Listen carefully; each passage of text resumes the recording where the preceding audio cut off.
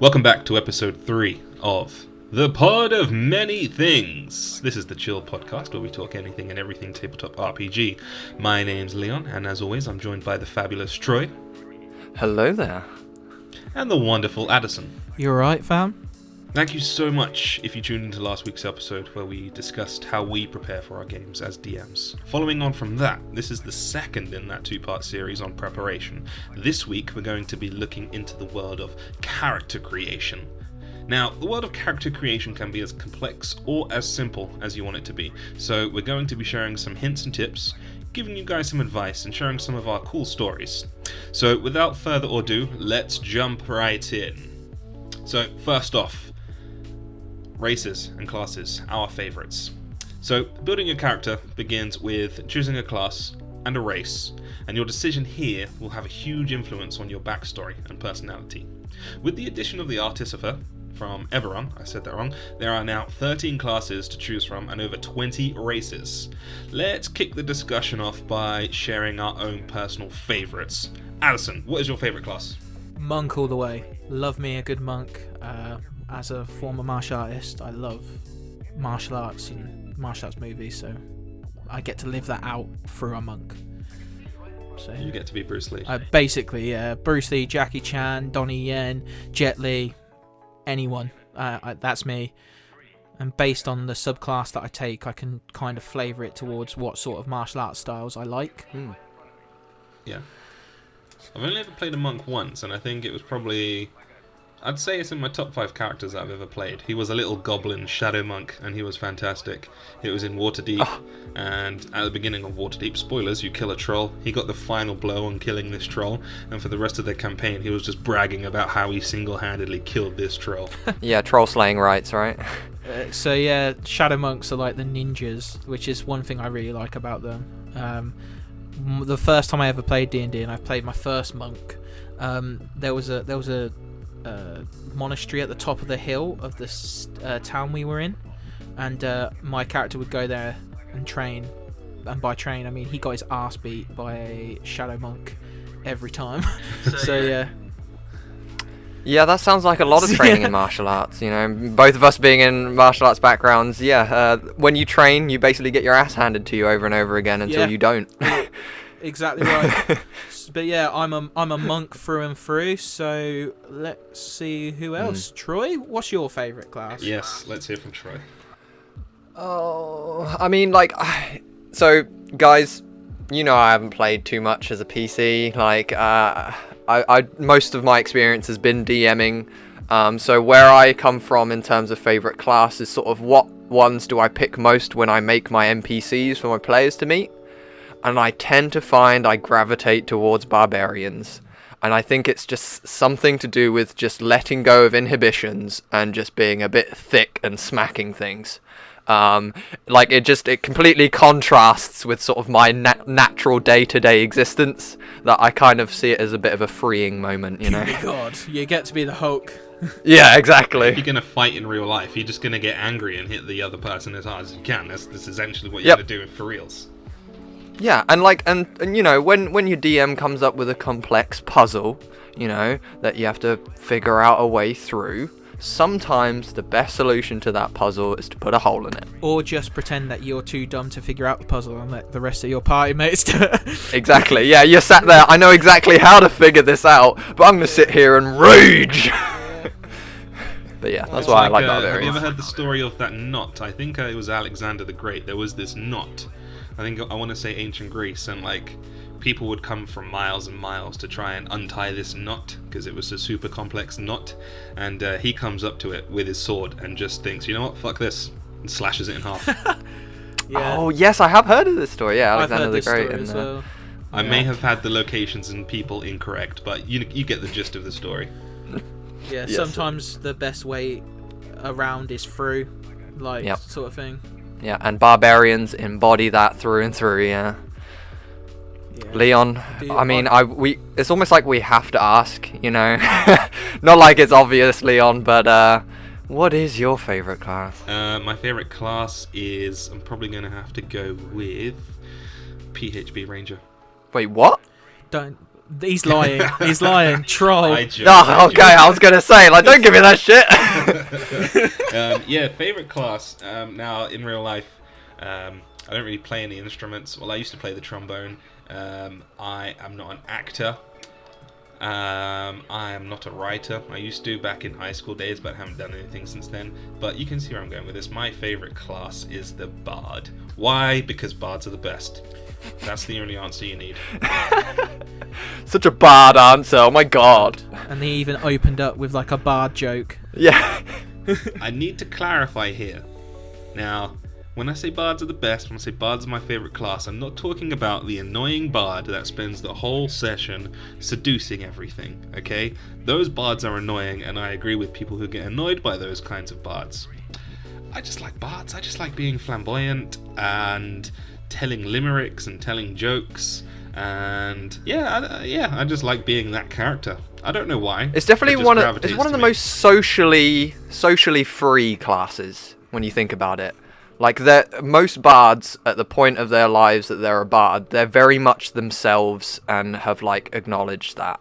Like, and they fulfill that in everything they do. Yeah, like the opposite of that is like a paladin. Yeah. If you're a paladin, you have to do what your god tells you to do. You have to follow the damn tenets of the damn god you're following. Mm-hmm. And it's like, ugh. It's like, if you're playing a bard, you can literally just play yourself and do whatever you want. It's great. Yeah, I do think that and the paladin one's a good comparison. Like, if the paladin is like the most repressed emotionally, the bard is the most free emotionally. Like, they get to do whatever they want. Yep. Within reason, obviously. Yeah. Depending on things like alignment and whatnot. But looking at you, Sam Riegel. yeah. But yeah.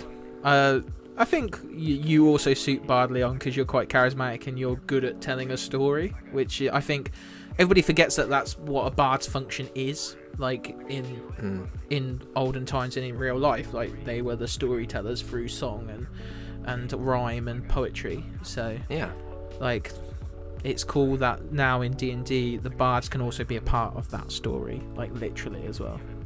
Yeah, very much so. Okay, how about, we got our favourite classes, how about, and I'm going to exclude the PHB Ranger for the purpose of this discussion. What are your it's a least dumpster favourite fire. Yes, it's terrible. What are your least favourite classes? Let's start with Troy this time. Okay. This is a tough one, honestly. I think purely because, yet again, it's that sort of like I haven't managed to be play all of the classes properly yet. And I'm still hoping to sort of kind of explore some of the realms. But I'd say my least favourite in terms of playing and being a DM to these characters is, sorry to those people out there, but Warlock. That's interesting. That is Elaborate. interesting. I like Warlocks. I know a lot of people like Warlocks, and I get it. I do. Most of the time they bring a really interesting element of sort of kind of story play that the DM can work with, and that's really nice, and I always appreciate that. But the one thing that always like gets me with the Warlock is this like the idea of the patron or the patron sort of like manifesting and giving them the powers. Like you're a priest, but you're more of a bitch than a priest, right? You know, like you have a magic sugar daddy. Basically. Yeah, exactly. You are. Yeah. I mean, Joe Cat in one of his videos put it excellently. Sort of that idea of like, yeah, at any point they can be like, hey, I'm your sugar daddy. I can just take it away from you if you're not going to listen to me. And I think as a player, there's almost that innate fear that if I don't appease the DM who is playing that patron, like, I'm going to fuck my own gameplay over, if you know what I mean. And it's, you get the same thing with, paladins and priests, but when you add the patron's, like, evil element to it, like, no one on the table wants to help you at that point because, you're fucking evil, right? So you kind of get left in this like angsty, you're trying to figure this out on your own, and I don't know, it doesn't click with me as much as some of the other classes do. So that's my reasoning for that. Not all warlocks are evil. You are forgetting the Archfey patron. No, I do know. And I do know about Celestial. the Archfey and the Celestial. Yeah, which aren't necessarily evil. And I say aren't necessarily evil because I'm staring at Addison through the screen when he showed me an Archfey. You know, and yeah. it was chaotic, to say the least. But you know, I appreciate that, you know, there's a lot of variety in the Warlock, and you can do that. But also the mechanics as well. You know, sort of the spellcaster being sort of like kind of a bit of a hybrid if you wanted to go down the Hexblade, but then you're not really that good of a hybrid. Like, you're better off maybe going Eldritch Knight. Hexblade is another one that doesn't necessarily need to be evil. Yeah, I mean, it just feels a little underwhelming to me. Like, everything about the Warlock in terms of story is badass, but then you get into the sort of the gameplay elements, and sometimes it just falls a little short for me. That's all. I think as a DM, you kind of, if you're going for that narrative campaign, that heavy narrative campaign, you kind of have to do something with the patron, don't you? Otherwise, you're losing out part of the appeal of the Warlock. I also think you run the risk of that, like, Bart Simpson meme when they all turn around and go, "Say it again, Warlock," and it's like Eldritch Blast, and you're just like there sad, because like really that's one of the things. Apart from that, giving a bit of agency to the DM over your character, which is a bit more one-sided towards the DM than like the traditional god. But like, how can I put it? Like, they just get Eldritch Blast. Like, Eldritch Blast. yeah, exactly. You get Eldritch, and it's like, and that's why the memes exist of like your soul for a D10 cantrip. When now that's pretty much useless because Toll the Dead exists. Yep. So you're like, they're like, great. May as well be a cleric. Yeah. It is interesting. What about you, Leon? What's your least favourite? Because I'm going to upset you, so I'll go last. My least favourite, and not because I dislike the class, it's simply because I just don't like playing this class. I've only ever played it once. It was during a one-shot, and I can't imagine playing it for a full campaign, just because you need to take so many things into consideration when managing your character, and that class is the Wizard. Interesting. Too many spell slots, too much faffing about preparing your spells, too much faffing about writing spells down in books. I just don't like resource management that much, and that's why the Wizard puts me off. And again, it's not like I don't like it. It's just the one I'd like to play the least. Yeah, I understand that as well. Wizard's like my second favourite, but I do understand that. That's because I like the bookish nature of it. Like, I like the fact that they learn all their spells and that you're constantly scroll. Yeah, exactly. You're scroll hunting. Every time you go into a shop, you're like, "Do you have any spells, Ross?" But yeah, that's yeah, exactly I can see it. why people are turned off by that. You come across a mage and you kill the mage, and the Wizard's first in there. Ooh, has he got a spellbook? Has he got a spellbook? You go into this huge mansion. Ooh, where's the library? I'm gonna look for a spellbook. It's like, geez, man, you're already like the most powerful person in the damn party. Do you really need more spells? Why do you need more spells when the only thing you cast is Fireball? That is true. I do like the fact that the Wizard is there, kind of like, somebody was like, "What spells do you want?" And the Wizard just said, "Yes." Yeah, that's pretty legit. No, I agree, Leon. Yeah, it can be a little bit, because I've played a Wizard, and the management of the spells can get a little bit overwhelming, especially to any of the new players out there that have thought, "Oh, I love the idea of wizards in sort of books and like the sort of TV shows and things that I've seen." So the way that it plays out in D&D is a little bit more managey than you would expect in real life. You know, it's not this kind of like, I snap my finger and this shit happens. It's more of a case of like, I have this written piece of arcane knowledge, and if I apply the right ingredients and the right components, the spell can work. Like, that's more what it kind of feels like. Also, when I have wizards in my games, I do kind of punish them a little bit. Like, I am that DM who keeps track of your spell book, and like, did you copy that into? Did you take the time to copy that in? Like, sort of thing. Like, I'm not gonna let you go. Whereas I've played with DMs who like literally give you a spell book, like a spell textbook, and you have to wait till you hit certain levels. So it is, being a wizard is heavy on resource management, like really heavy. Yeah, and then also you sort of touched on a fact there that like you as a DM are now having to keep track of a sort of a player's spell repertoire. Yeah.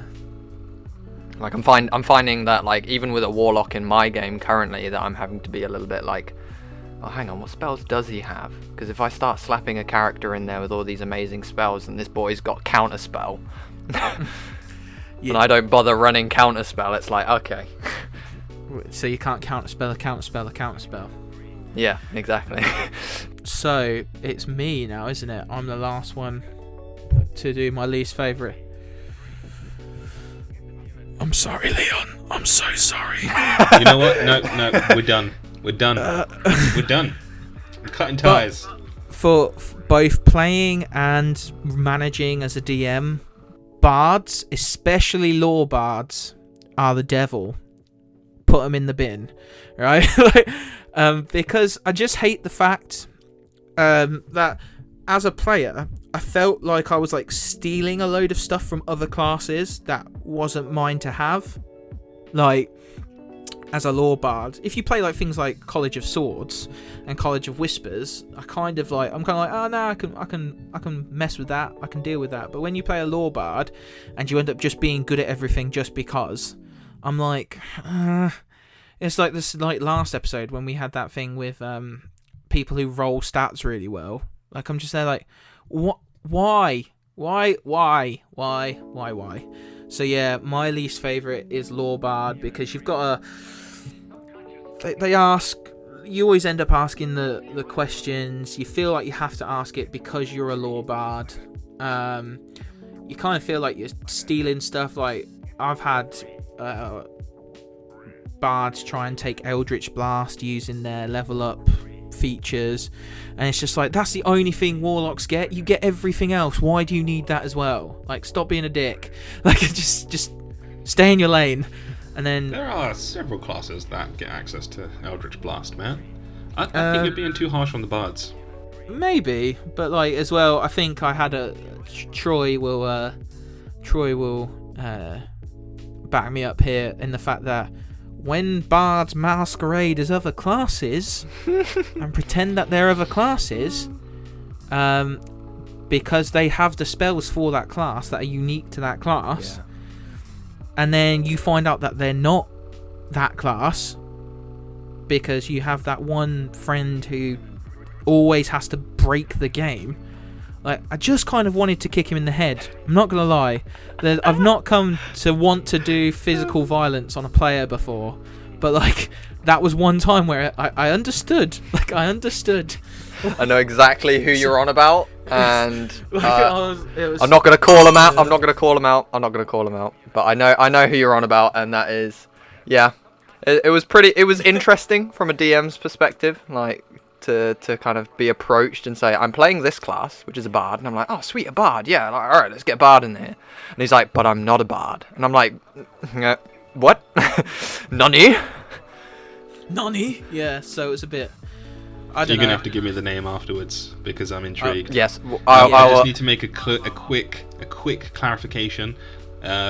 Warlock is the only class that, without any feats, gets access to Eldritch Blast before people start telling me I'm wrong. If anybody takes Magic Initiate, you can have Eldritch Blast. Yeah. Otherwise, no classes get it. But that's the thing. When you take Magic Initiate, like, that's all you get, really. Like, you don't have everything else as well. Yeah. You don't have all the bard spells, which, by the way, are fucking awesome. Like, yeah, they're great. And like, they're pretty much the second. I think, is the bard the second longest spell list apart from wizard? Especially if you take lore bard. I think so, yeah. So like, it just kind of feels cheap and dirty, and like, you can take druid stuff that's unique to druids, and it doesn't sit right with me, lore bards. I don't like things that make other things pointless, if that makes sense. This is really going to make me reconsider our So relationship. hashtag unpopular opinion for this. No. Oh no! Well, this is where segment. the pod of many things has their last episode on the 3rd because Addison. But No, it will continue. It will just continue without you. Yeah. Wow. But no, I do understand why people love Bard though, because it lets them be socially free. And I tell you what, I will say that one of the only reasons why I enjoy TikTok is because of Bard TikToks. Like D&D Bard, D&D TikTok is amazing, but D&D Bard TikTok is like god Next tier. level. Yeah, like, Yeah, it's that so is good. some god tier shit. So yeah. I should get TikTok.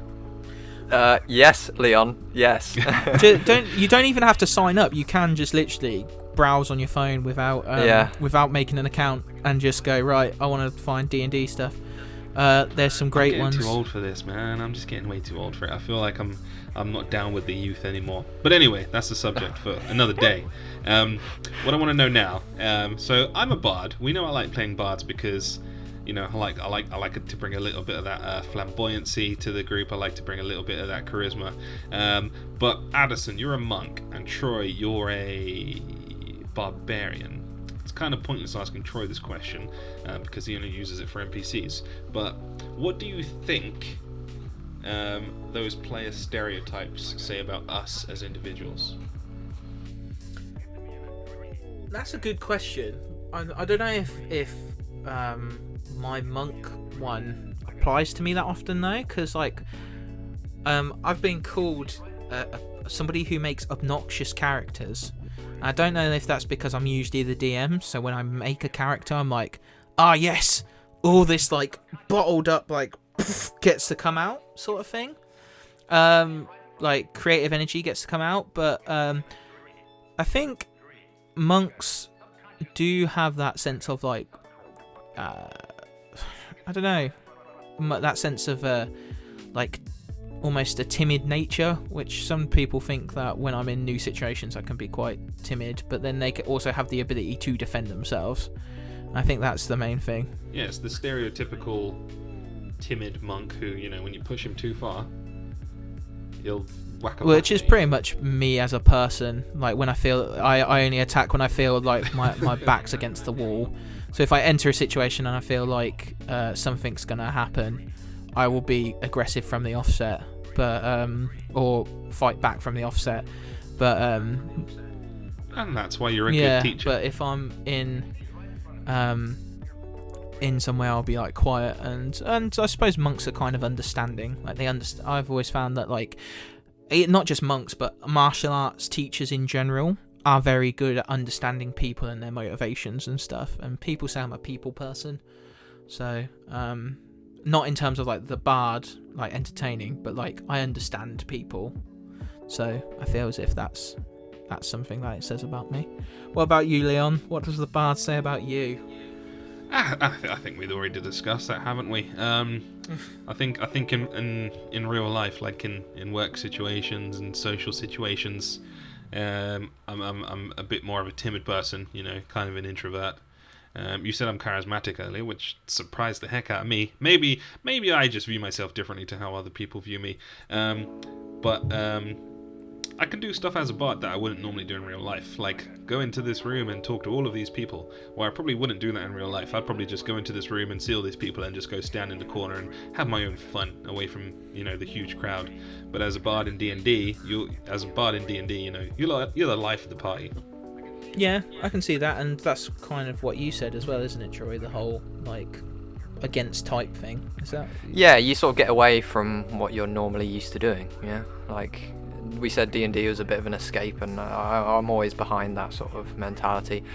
But I want to sort of like get more onto what we think are like our player stereotypes, like because we just mentioned like TikToks, right? If we were making a TikTok about what kind of player we were, you know, like I'd definitely say like if I could categorize myself as a player stereotype, I would be the drama kid who thinks he's got some sort of like stardom in his eyes, and he's hoping that his deep backstory and character development and like deep role play is is everything to a character, you know. So like you I love talk to go about a so general stereotype, not just our Yeah, like character. yeah, Oh, not that just like makes because when you think about it, like the characters that we create do lean into the stereotypes that we fall into. Like I can 100% say every single character that I've made, even NPCs, have revolved around my innate desire to roleplay to a ridiculous level. Like I will evolve into that character like a damn Pokemon. So you are literally the role player. You are. Yeah, I am the role player. Yeah, like sorry, who's Troy? Yeah. Okay then. So Troy's the role player. Leon, where are we going with you? Because I've got to think about I know this exactly what I am. As soon as Troy described this, I knew the perfect answer for this. I am a player who, if I were to categorize myself as something that would be familiar with you, I'm the Leroy Jenkins. I hate it when the players, spend 10-15 minutes deciding which decision to go, deciding which way to go. I hate that.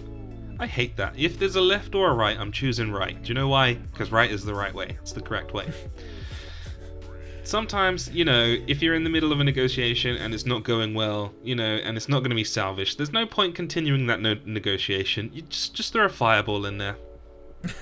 Yeah, don't let the villain monologue. Come on. Yeah, and like in real life, we set up this podcast. I said, fuck it, let's start a podcast, and now here we are doing it.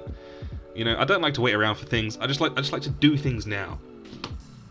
Yeah. I'm the Leroy Jenkins. You're the Leroy Jenkins. Yeah, so you're like the gun ho. Sometimes you end up with the entire party dead.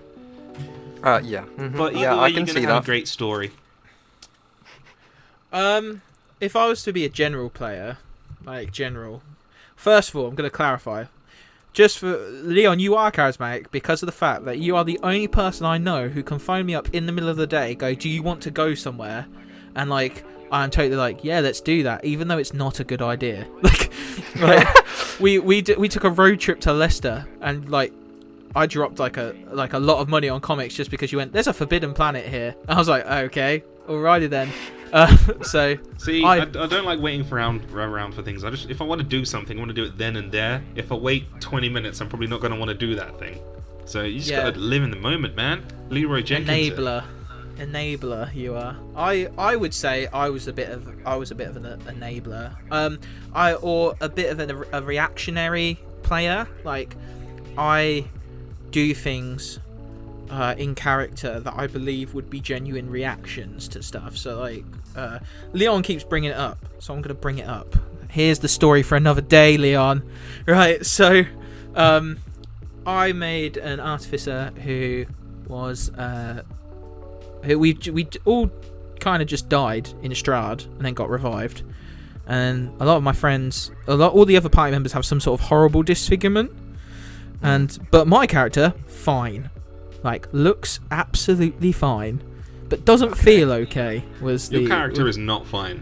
I know exactly. You just don't have anything physical outwardly, on your body. Yeah. and he knows that because he's really intelligent. He's like, if these guys all have something obvious, then mine must not be obvious. Mine must be bad because it has to be hidden. That's his thing.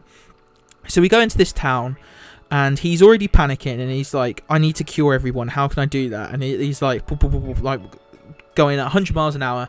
And then we meet this guy. What was his name, Leon? What was Bismarck. The guy's name? So we meet Bismarck, and bearing in mind, for those of you who've played Strahd, Bismarck is related to something that you know, and we tried to talk to Bismarck, and he started talking in circles. And bearing in mind, we've just died and come back to life. We literally saw our physical bodies as souls, and oh, hang on. For those listening, Addison just said something incredibly incorrect, which is a good thing. Because it means he doesn't know what he's talking about and he doesn't know what's coming next. But basically, yeah. So guy is talking to us, and we mention this person. He says, "Yeah, you can talk to him." And we're all looking at him like there's something wrong here. So we insight, and basically we find out that he's not lying, but he's about to take us to talk to a grave, is the basic thing. And you know what?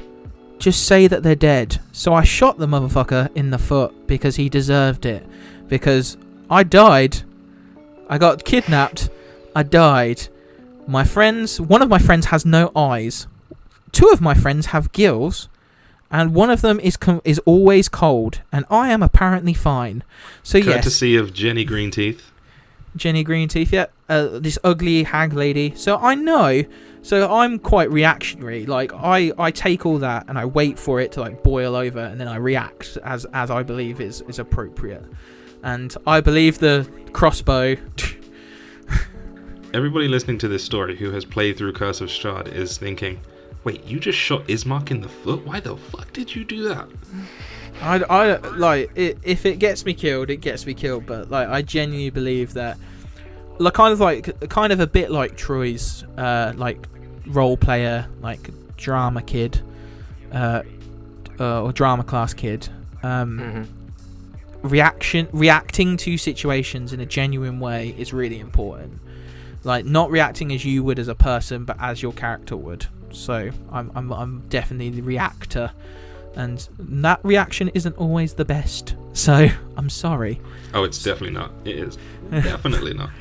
Because I know that one of the people we were playing with like got really angry with me. She was like, you make obnoxious characters all the time. I'm like, I don't mean to, but it's just how I thought it was going. So maybe I'm also a bit obnoxious. I'm the obnoxious reactor.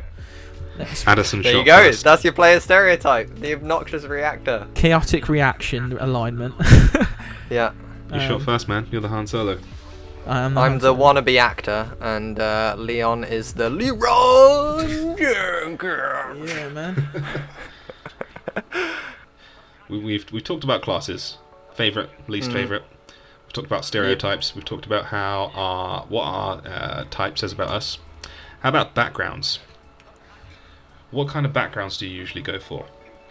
Now I know this is going to be different depending on like the character and the class and the elevator pitch for these characters.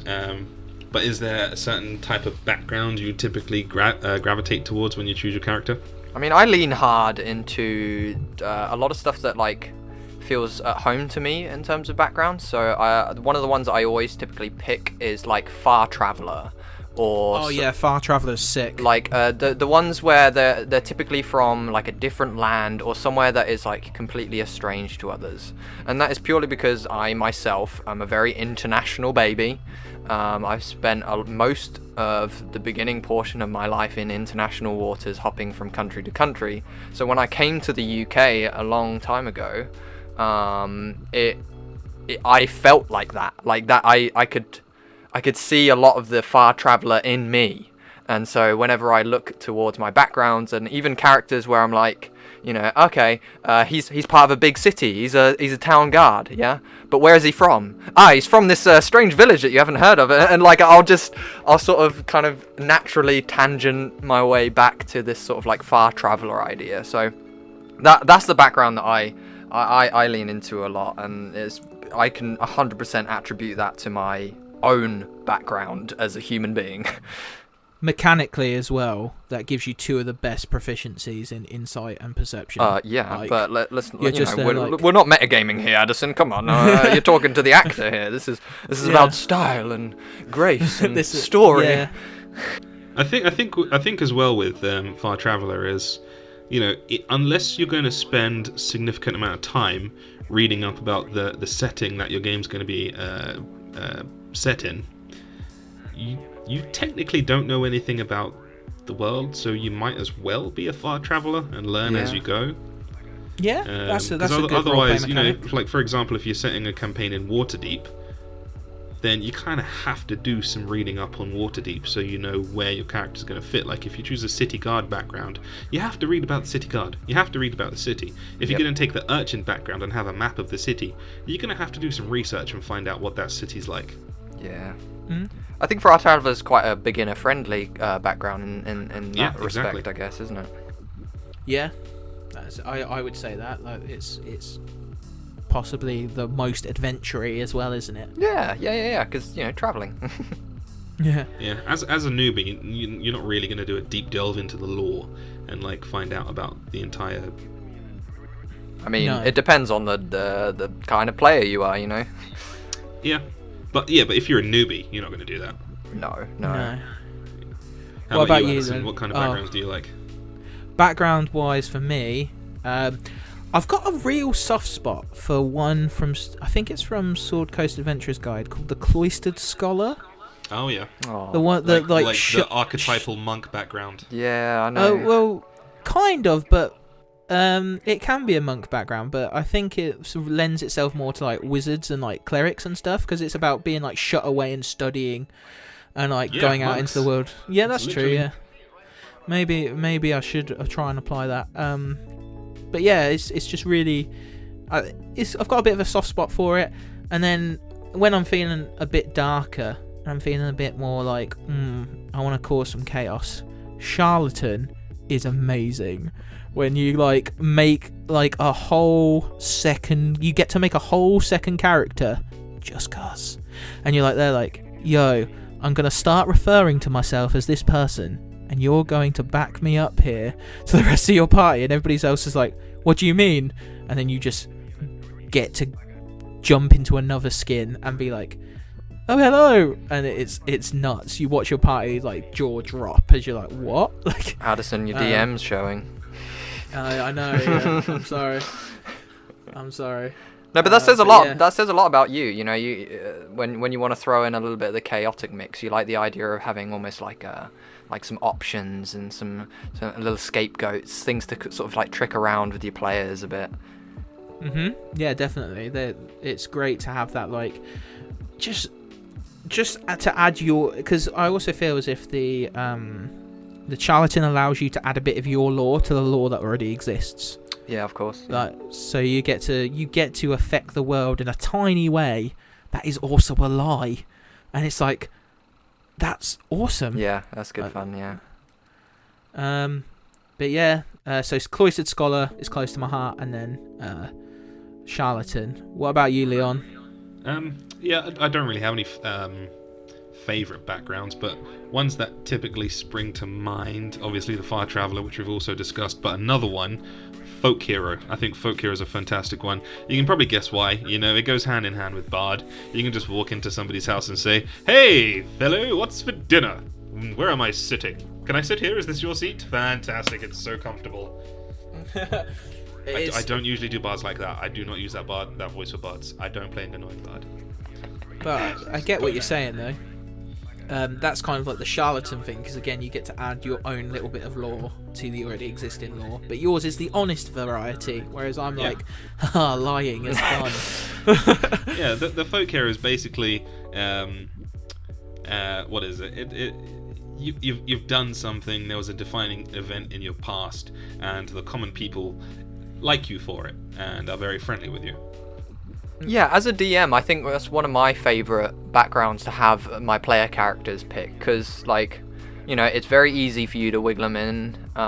It help, like, most of the settings in D&D, even homebrew ones, naturally lean towards this folk hero-y idea, because, if you're going to be a band of travellers that are going around saving the world at some point, it makes sense that you started out being a folk hero, am I right? Yeah. So yeah, I respect that totally, and I love a good folk hero. And like, one of my favorite things is when like a player playing a folk hero enters a place that they've been to before as their character, and I as a DM sort of approach them like a folk hero, and sort of a few PCs will kind of not really know who they are, but the NPCs will run up and be like, welcome back, we've been missing you, like, everything's been perfect since you've been gone, and the crops have been great here, I've got a kid now, and like, you see the players like, oh, lovely, and they kind of feel at home in the world, Yeah, and some of the things that I've seen people use as their folk hero defining feature are great. So one of my players once used it as they were like the drinking champion. So like every tavern they walked into, it was like, yo, get a keg of ale and we'll go for it. And it was so fun because basically he'd get trashed, but then the guys would be like, oh, this is great. And then they got to stay for free everywhere because of the fact that everybody loved him. So it was like, oh, this is, he thought of something that wasn't like that stereotypical, like, oh yes, I defeated the evil lord with a peasant rebellion. Yeah. It was like, no, I'm just a drinking champion. I go around and get drunk in places, which was fun. Yeah, everyone wants to get wasted with this guy, basically. Yeah. I think the backstory works better with smaller stories like that because, you know, if you're going up against a tyrant, I think that's a huge defining event in your story. And my opinion when you're creating a character is that the biggest stories are ahead of you, not in your past. Fair enough. Yeah, I'd agree with that. I'd agree with that. So before we move on, we kind of forgot about it in our favourites, but races. Favourite races. Like, what are we thinking, guys?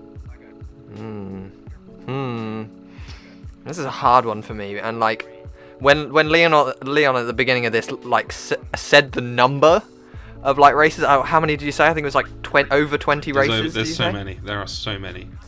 Including Like, sub races as well. Yeah, it's nuts. Like, hot diggity damn, how am I supposed to choose one? What are you asking? Are you asking for a favourite and a least favourite? Because I can give you a least favourite, I cannot give you a favourite. There's just too many. I would say, favourite and least favourite. So I can give mine if that helps to you to give. Sure, kick us off so I can think about Picking it. a favourite's easy for me. Okay, so I'll give mine as an example. So my favourite is obviously Furbolg, hence why my avatar. I love Furbolgs. I love everything about them. The fact they're furry, the fact that they're tall, the fact that they're kind of like reclusive.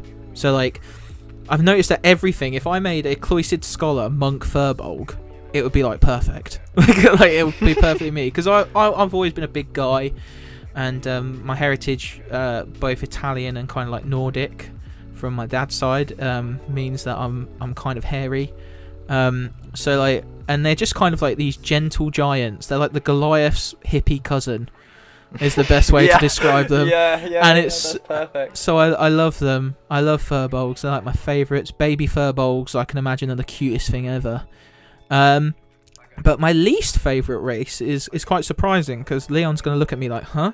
Is I actually don't like gnomes that much. Like, I have no problem with this. Because I'm playing a gnome as Bolly, obviously. I did it to go against type, and the main reason I have an issue with it is because I don't know how to be small, if that makes sense. Like, cause I'm 6'4". I have never been small, like in my memory. Like, I have always been bigger than most of the people around me, so I don't know how to do small properly. And it makes me feel a bit uncomfortable, because it also reminds me of a time when I did try and make myself smaller, like at school, because I was so tall. Like, I've probably got back issues because of it, because I'd like fold myself in at my desk and stuff like that, so nobody noticed me. But yeah, I can't. It's not, and I think as well there is a bit of a mechanical thing in the fact that I don't understand why they're immune to magic, or like not immune, but you know what I mean. They get like advantage against magic. I'm a bit like, huh? That makes little to no sense. But all in all, Furbolgs are my favourite, and because I don't know what it's like. Furbolgs are my favourite because I know what it's like to be tall, and gnomes are my least favourite because I don't know what it's like to be small. Yeah, that's fair enough. So what about you, Leon? You said you had your two. You're not going to like my answer to this. Favourite class? Human. Race? Favourite race, yeah. Favourite race. My Drunk favourite race again. is probably Asian. Sorry, my favourite race is... favourite race is human. Easy, because you get a free feat. Fair enough. Yeah, just mechanically, you get a free feat, and I love feats. I'm a feat guy. I like... That doesn't sound right. Leon. Like campaigns and have feats. We don't keep shame here. Least No, we favourite. don't. Kenku. One word. Mimicry. It's stupid. They shouldn't be a player race, or if they are a player race, they shouldn't have the mimicry thing. And I've got the stat block up here.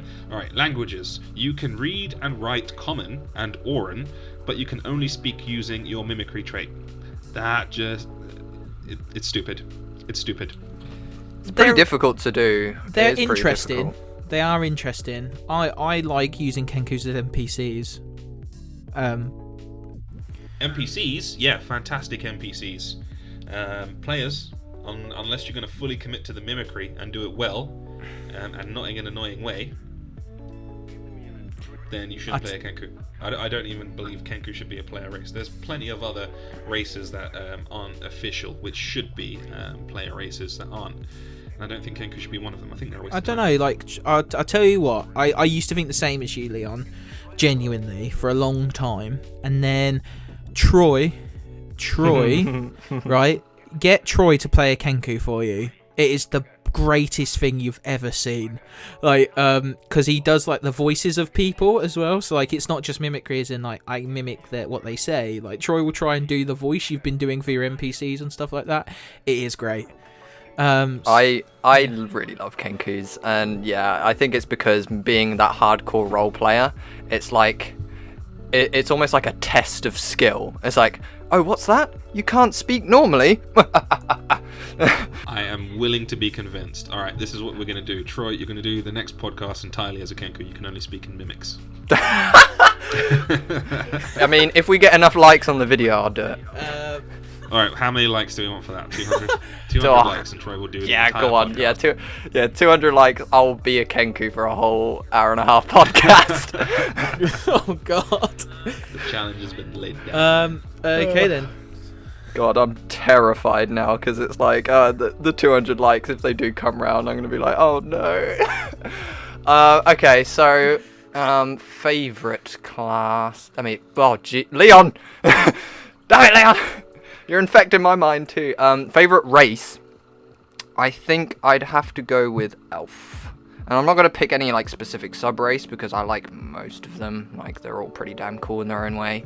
Love a good drow, love a good eladrin, all that kind of stuff. The elf is, in my eyes, something that I've grown up with in terms of a fantasy race. And being sort of the tall, slender outsider for most of my life growing up, like I vibed with the elves, especially like drow elves and stuff, which were elves but like sort of the one elf that none of the other elves liked. So I and also their skills, you know, like damn, you get a cantrip, like hell yeah, cantrips, love cantrips. Like, even if it's just roleplay cantrips like prestidigitation, it's like the ability to be a class that isn't naturally magical, but then picking a race that allows you to be magical is like really cool. Yeah, I'm actually playing an Eladrin in another campaign at the moment, and it's such a fun class.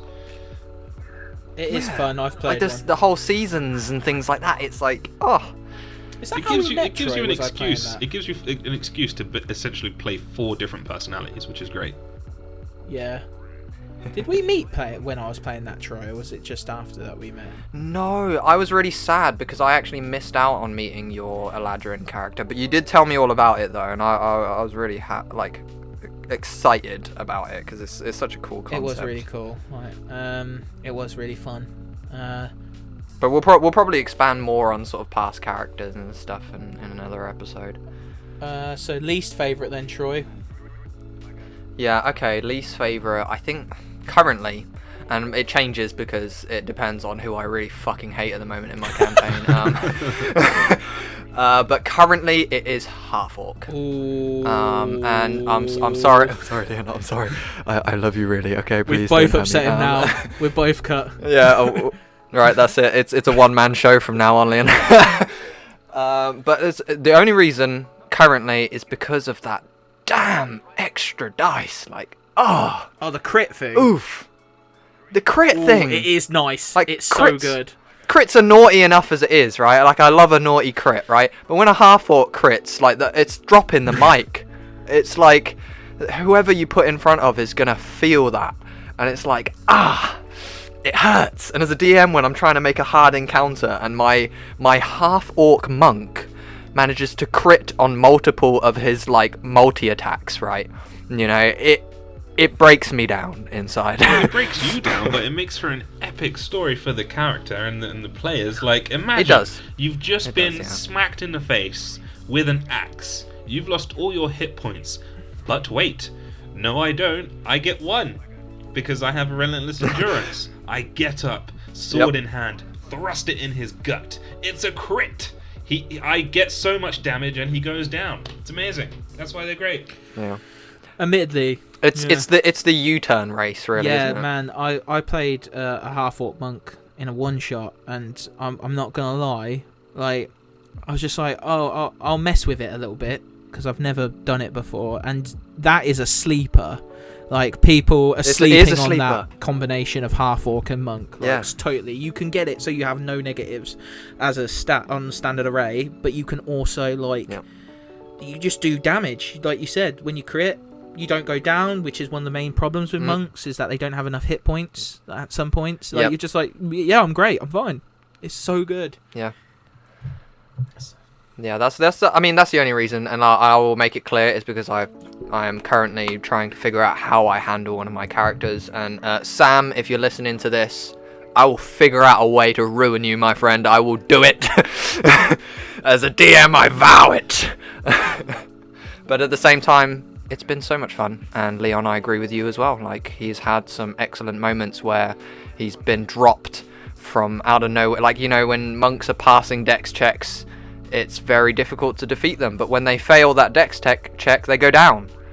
But if you're an orc, you don't have to worry about that. I mean, I think most of that is from monk, because monks are just crazy anyway. Monk is the best class. Yeah. Like you can kick a dragon prone. You can kick a dragon prone. That's just insane. If you combine that with Furbolg's powerful build feature for pushing and grappling and carrying stuff, like it is nuts. My favourite combination. Just get a dragon in a headlock. Exactly. It's stupid. It's stupidly good, is what it is. You get these epic stories from these things. Let's talk about what we need to bring to the table. Now, most of the preparation work in D&D is clearly done by the DM. I think we can all agree. Now, at this point, if you haven't watched our previous video yet, please do go back and listen to that video after this video, podcast, whatever.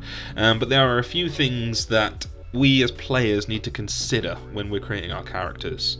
So, what do you guys believe players need to bring to the table when starting a game? So, first question here. What questions do you need to ask your DM when you're preparing your character? I mean, it's probably on a player-to-player basis, I imagine. But okay, what are some good are we questions taking you it from should like the ask your perspective DM? of like a fresh player? Like, are we sort of like thinking about it from like the perspective of someone who's just started? Somebody who's just started, or if you're starting out a new campaign, or if you're joining a campaign, what questions should you ask your DM? I think if it's a homebrew, you've always got to ask about like what the world is and sort of the setting and theme, because you know, you don't want to bring in the magical fairy into a world that's full of darkness and guns. You know, like it's that's a good place to start, in my opinion. It might be a bit of like metagaming, but I kind of like knowing the lethality of a campaign. Is this a campaign where people are likely to die? Mainly because like that changes how you create your character and their outlook on life. So if you're in a place that is hard to exist in, like, I'm not saying it in terms of like, oh, is the lethality high so I can build a cleric? I'm genuinely there like, yo, is the lethality high so is my guy going to get attached to the other player characters? Like, yeah, that's always the danger. The danger's always like getting too attached to your character, but you're playing in a high lethality campaign and he dies after 3 sessions. It's like, oh no, I'm sad now. I don't want to come back. But if you ask the question of your DM, you know, like, how lethal was this campaign, you would avoid that sort of feeling of, oh, I lost that character, because you're like, oh, well, I should have seen this coming. Like, yeah. So I like that, and I also kind of like, I think you should also, and I think you guys might disagree with me. I think me and Leon have talked about this. I also think it's good to know what the other people in the group are playing, like, because of things like cohesion and stuff like that. And I don't know if that's the DM in me that doesn't get to play a lot.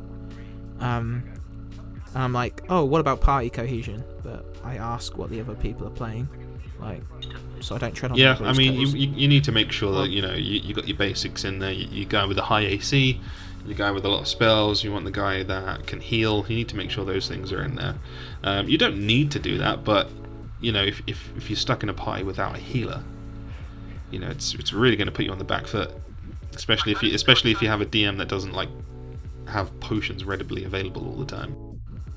Like, I kind of see it as like when you all go to like a dress up party and like 3 of your mates are all in the same costume and you're looking at each other like, bruh. Exactly. That is such Also a good role-playing way to enough. think about it. Yeah. It's like, oh, come on, man. Like, I thought we talked about. It's like, no, you didn't mess it. It's that scene from Big Bang Theory, isn't it, where they all come in as the Flash? The Flash. Yeah, exactly that. Yeah. Yeah, you don't want like all of your characters kind of coming in as barbarians, and your DMs are like, oh well, there goes every single riddle in my campaign. I'm going to need all of you to make a wisdom saving throw. Yeah. Oh, TPK. Yeah. And the same thing if everybody decides to be a wizard, and then somebody just comes in, suddenly you're fighting 10 orcs and they've all got axes. Yeah. Or they all decide to grapple strength you checks. and wrap you up in rope, and it's like, strength check to break out of that, please. Yeah, strength checks. And wizards, which is one thing I've always found weird about wizards. Wizards are the one class that is a spellcaster that doesn't get any access to healing spells no matter which thing you go, no matter which tradition you go. That is intentional. If you give wizards healing, it will essentially make clerics useless. That is true, but as playing a spellcaster campaign at the minute in Wildbound, they're not learning that they need a spellcaster who can heal, but they soon will, because they keep dying, and they're like, why are they dying? Yeah. But yeah. No, it's a good question. Like, sort of, I would ask something like that as well, Addison, and I think it's my general sort of personality. Like, I don't want to be the guy that kind of boulders into a campaign and goes, I'm playing this character, I don't care what anyone else is doing, like, I want to be the kind of person that's like, oh, what are you doing? Oh, that's interesting. Okay, maybe if I go for something like this, it would like work as a dynamic quite cool there, or that I agree with you, it's probably the DM, like my DM is showing again. But that's good. I like that. Like, I don't like that mindset is really good. Like, because there are some people who just bring a character and they're like, I'm playing this, and you're like, are you sure? And they're like, no, I'm playing this. And I'm like, I don't think they're gonna fit in. And they're like, no, we're gonna play this. And then they'll sit there and moan that they don't fit in. Yeah. Like, so I get you. Yeah. I feel you. Leon, any hot questions? Questions to ask the DM. I think it's always important to ask. The DM should tell you these things anyway. But if you're using standard array, or if you're rolling stats, or if you're doing average health or rolling for health, those are always important questions. I think another good question is to work with your DM to create a cool backstory. Especially if you're doing a narrative-heavy campaign, so you can ask what the setting's like. For example, if you're playing a cleric, what temples are around, what deities would be worshipped at those temples. Same thing if you're a paladin. If you're a wizard, you could ask what wizard colleges are around. If you're playing a rogue, you could ask what secret factions they are in the setting and things like that. You should really, especially if it's a homebrew, if you're using like standard D&D, Faerun, Forgotten Realms, whatever you want to call it, you can research most of that stuff yourself. But if it's a homebrew, you really want to ask those types of questions, especially if it's a really narrative-heavy campaign. Yeah, I would agree. Yeah, 100%. Yeah, definitely. Doing mostly homebrew campaigns, doing 100% homebrew campaigns, sorry. Most of the time, I will be the instigator and be like, please talk to me about your character, and let's make this a conversation, because like although there'll be a lot of like questions that you can ask, you don't want to be the DM that also like ruins a player's like initial concept. Like, you don't want to be like, and scrap that, like put that in the bin. You want to sort of be like, okay, let's take some of that, sort of add a little bit of this, remold it, and this would fit a lot better. What do you think? And then they can come back with you and be like, oh, I don't like what you added here. Maybe let's change that because it feels more like what I had before. And you're like, okay, yeah, I understand. And then it kind of evolves into that conversation. And that really, really helps not only the DM, but the player as well. Because then not only do you form a little bit of a pre-game relationship, because, you know, you get a little bit of banter when you're back and forthing over a character, which is good fun. But at the same time, before you've even started the game, you get an idea of where the DM's going to be pushing the campaign, where his headspace is in terms of the characters that he wants in there. Because if he keeps sending you back a backstory, like, okay, yeah, add a little bit more darkness in there, you're probably going to be encountering a little bit of darkness in the campaign too. Yeah. Like you don't want to go too hard into a backstory that's like heavily tied to maybe you're a warlock and you got given your powers by the Raven Queen, and this and this tragic event happened in your life, and then you send it to your DM, and your DM comes back and like, yeah, there's no Raven Queen in my homebrew setting, so I'm gonna need you to change all of that. Likewise, like you don't want to like choose the noble background, for example, and like, yes, my father's like the richest person in the entire city, and then be like, oh, yeah, there's no nobles in this setting, so I'm gonna need you to change all of that as well. Yeah. What about banned materials? Do you think it's good for players to ask about banned materials as well? Like, because that would feed into that thing of like. Do you mean like non-unearthed arcana and stuff like that? Yeah, and like a list of things that you can't use. For example, Leon was saying that there's no nobles in this thing. Like, of course. Would that be helpful if you asked, like, is there anything I can't use? Yeah, I think it would be. Absolutely. Yeah. Yeah, for sure. Yeah, like, so especially like races and classes, because there are a couple of races that I wouldn't allow in my world, like the centaur, because it's stupid. So you should actually centaurs riding centaurs. Yeah. Actually, you know what? That's probably one of my least favorite classes, races as well. But yeah, you should absolutely ask what things, because you know there's a lot of work for the DM to do. The DM's not going to remember to tell you everything. No, of course not. That brings us to the final segment of this podcast, the Deck of Many Questions. What? This is the part of the show where we take user-submitted questions, and they can be easy, difficult, tame, controversial, whatever. We put them on a list, assign each question a number, and roll the dice to determine the question. Then, we roll a dice to determine which of us answers the question. If you do want to submit a question for the Deck of Many Questions, feel free to reach out to us on our socials. If you send us a question, if it's relevant to D&D, we will add it to the list and it can be rolled, and there's a chance we might answer the question. So, who's got the dice today? I do have dice, but if someone wants to take that duty away from me, I'm fine. But I have mine on me. They're always on my desk. Oh, I mean, if you've got them there, it would require a little bit of shuffling from my part. So do you want to decide the question first, or who's answering? Let's go with the first? question first. Give me the question first. Well, there's more than 20 now. There's 36 questions. Oh shit. Okay. So what we'll do is we'll do a D100. We'll do a D100 and then closest number or something. We'll roll till we get one. So let's have a look. I've got 13 here, Leon. 13. And that question is submitted by Paige. What is the most ridiculous thing a player has done in your game? Alright, now let's roll to find out who has to answer that question. So is it 1, 2, Leon, 3, 4, Troy, me. 5, 6, me? Yes. Yep. Okay, so we've got let's roll. A 5. Oh, thank God.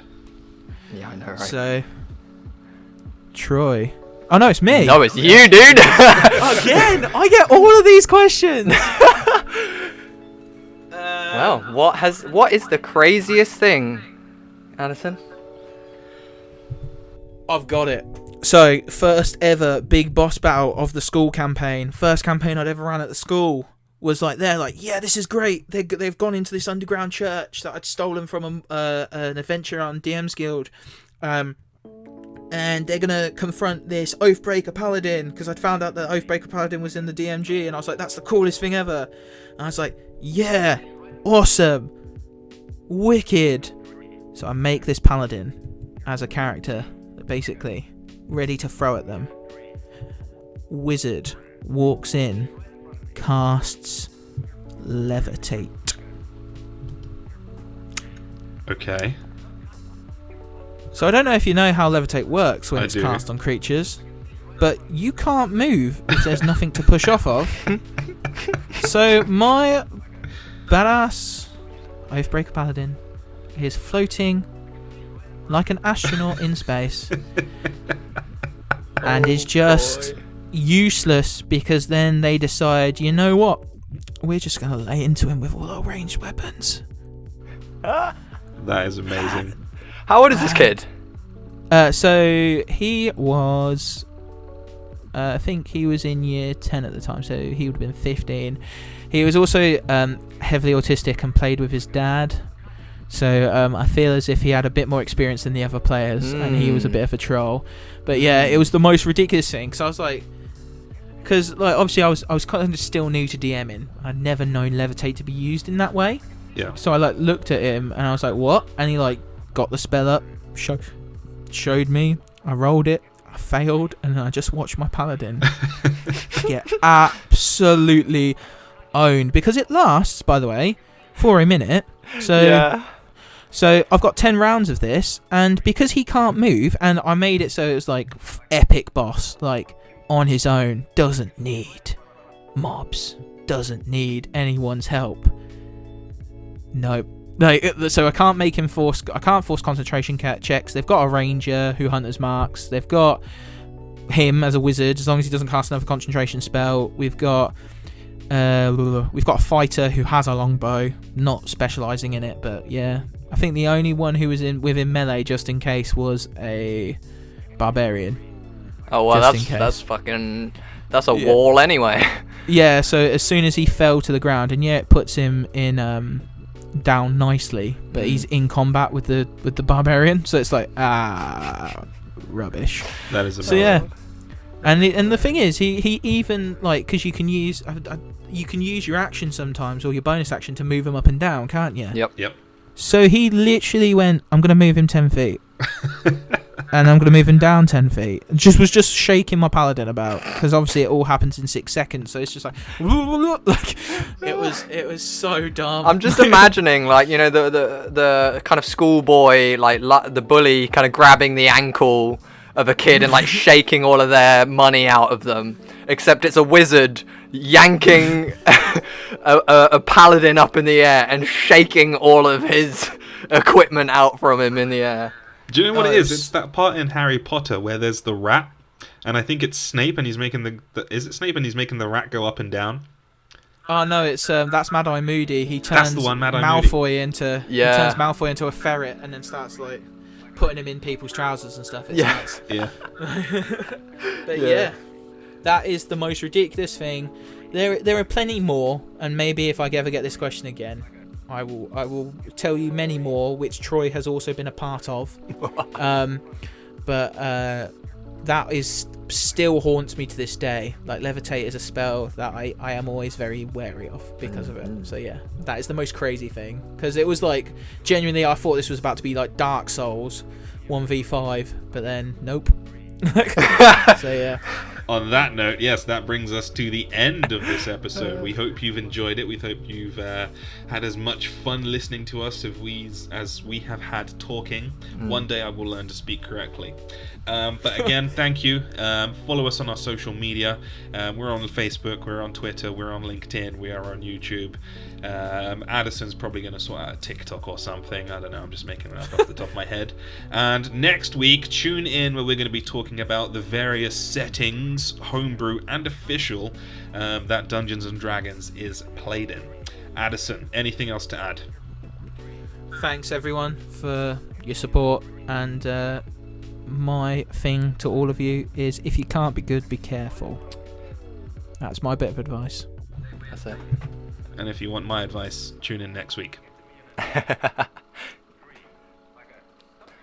Love y'all. Love See you, in a bye. bit.